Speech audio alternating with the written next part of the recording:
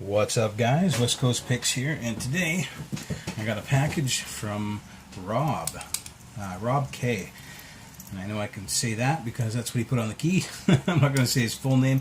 Rob got a hold of me a while back. Actually, he's an East Van guy, just like me. I was born in East Van, St. Paul's Hospital. And anyway, he asked if he could send me a lock, and this is what he sent me. This is an American A1100. And I just tried picking it, and worked a decent false set, but couldn't get out of it. So this is going to be attempt number 2 at this American A1100. Let's see if I can get into it this time. I'm going to use a bit deeper of a hook because I was struggling to get past some high cuts, or low cuts I should say. And I think I might have fell into an overset trap the first time around, so let's go for something a bit deeper this time. It doesn't even have a handle on it yet, so well, let's hope this thing works. See, as soon as I throw the pick in there, I get like a little bit of a false set, which scares me, considering I spent most of my time last time in a deep false set that I couldn't get out of.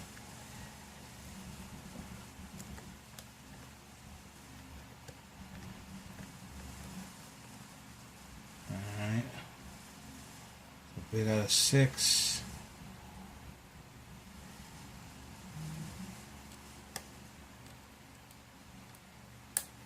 One, which is right up at the top.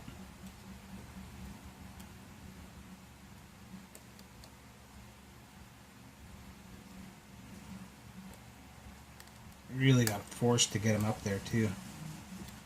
Maybe some counter milling or something. 2's right up at the top, so not so bad.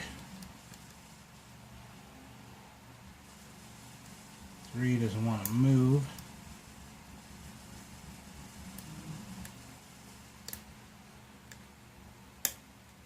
There's 4.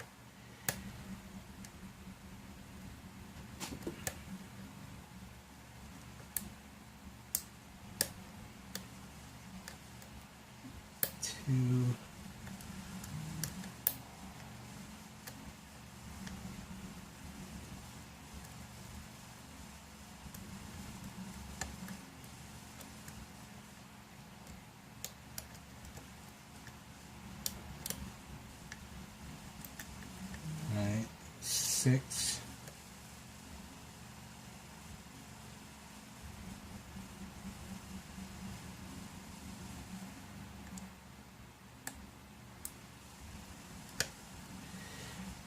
Four, maybe it's 3.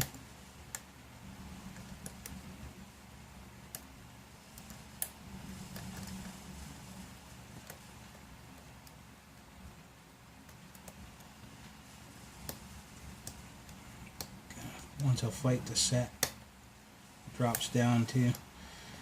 Alright, got it that time.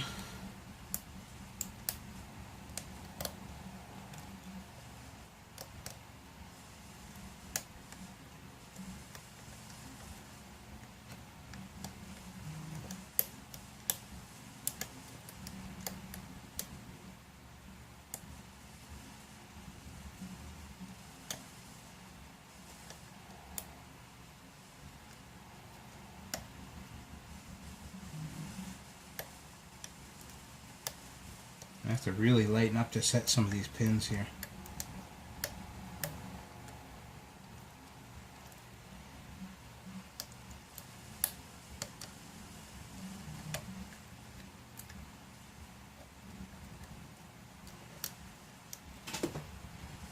Alright, so I got a bit of a false set.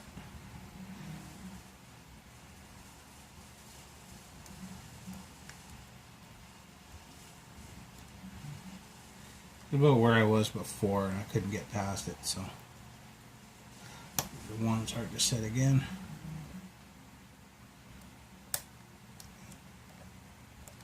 Drops down pretty easy, number 1. You do almost anything and number 1 falls down.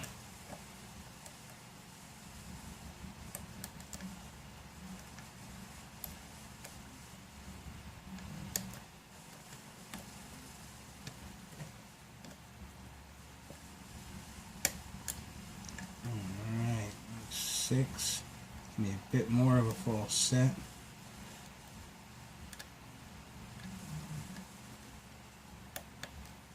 Two, 1 is set.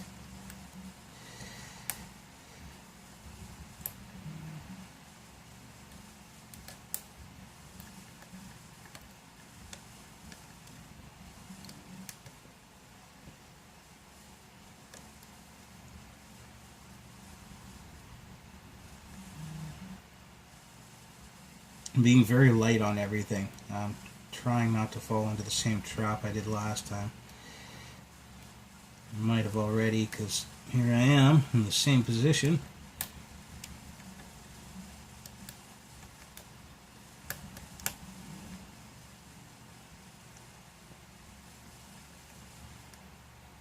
If I push too hard on something,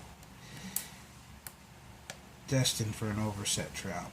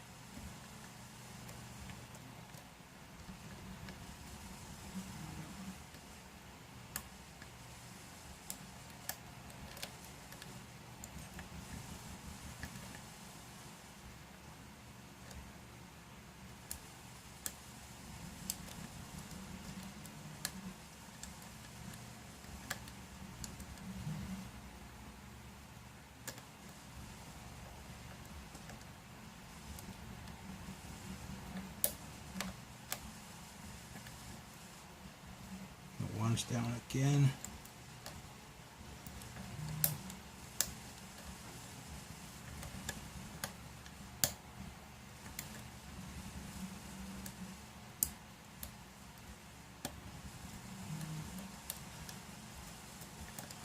I got a couple low cuts in here, and they're kind of hard to get around.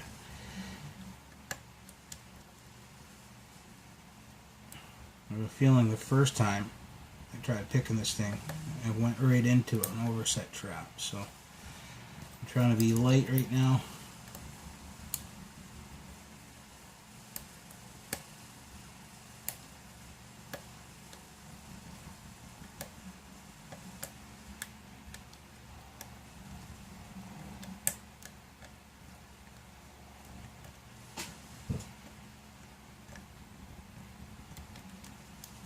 Oh. Wow. Oh, wow. That was rough. I don't know how long that took. Jeez, 8 minutes.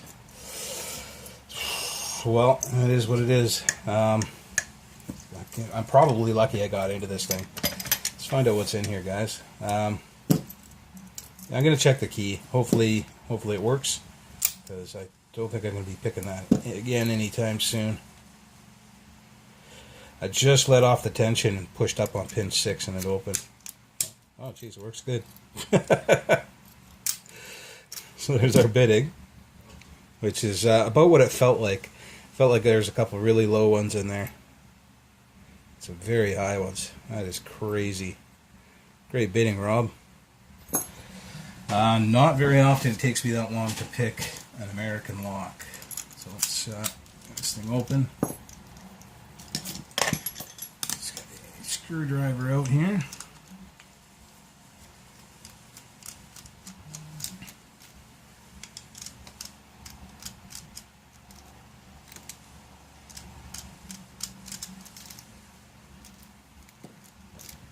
Doesn't want to come out.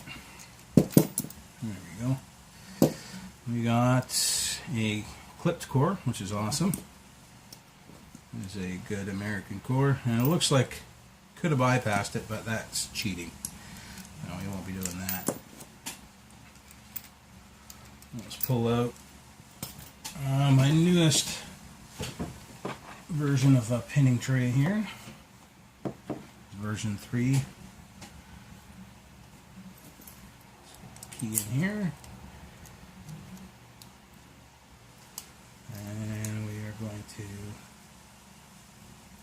Turn it all the way around. Get a shim in here for sure. Oh, actually get the clip off first.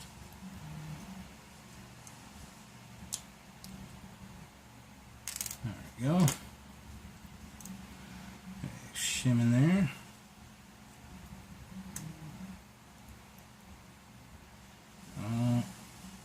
There's probably a T-pin in there around 2 or something like that, it felt like.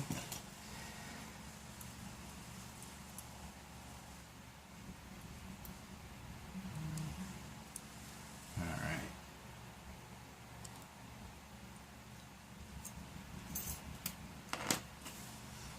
And we got all our pins in and working, of course.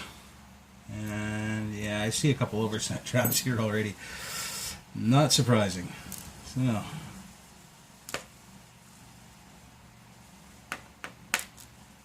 there's an overset trap in 3. Overset trap in 5. And a very small serrated pin, 6. This is a very small serrated pin. And no modifications to the plug. Let's get tweezers. There we go. Oh, that flipped over in there. And that was this way. It's like a drunken wedding cake. I've made a couple of those before. They're always a lot of fun. That's why it was so hard to push up. That's pretty cool. Number 2 is a forward wedding cake, like a T-pin wedding cake. That's cool. Get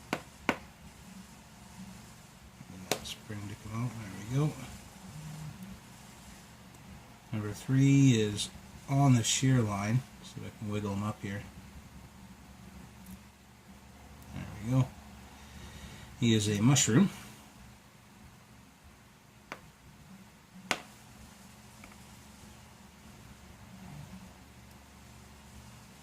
Four is another one of those upside down mushrooms. Or no, it's not. It is a T-pin upside down mushroom something or other. Sorry. That is crazy. It's like number 1, except for it has a kind of a T-pin at the end of it. There's another one that's on the shear line. I can't get it to come out. I'll have to dump it out. There we go. And it looks kind of tapered, maybe to help it set easier.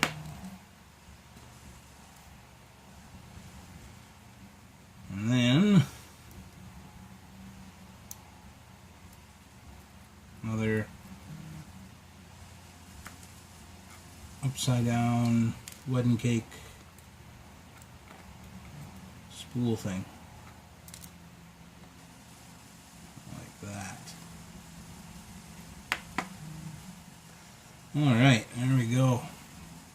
No modifications to the Bible. Let's see what's in here, guys. That's what Rob K put in this lock. It was tough. Haven't taken that long to pick a lock in a while. I have not been picking lately because of my 3D printer and stuff, but that's no excuse. This was a tough lock. It's got these drunken wedding cakes, which I've put in locks before, and they're always tough to get around, but even harder in a small core. Not a lot of room to play around in this lock. We have a standard, a serrated, an overset trap in 3, a serrated, another overset trap in 4, or 5, sorry, and a very small serrated in 6. And up at the top we have a drunken wedding cake, we have a regular wedding cake, we have a mushroom, we have another drunken wedding cake that ends in a T-pin. It's pretty cool. We have a standard that's tapered at the top for, I guess, to help overset, which it probably did the first time around. And then another drunken wedding cake in 6. So pretty damn cool. Thanks, Rob, for this awesome lock. I'm going to get it all back together and send it back out to the community. I'll mummy the key up before I send it out to you. Yeah, it was a very awesome lock. It was a lot of fun, and geez, 8 minutes. I was probably talking for a little bit beforehand, but I mean, still 7 minutes or something like that. That's brutal. Anyway, thanks, Rob, for the lock. Thank you all for watching. Later, guys.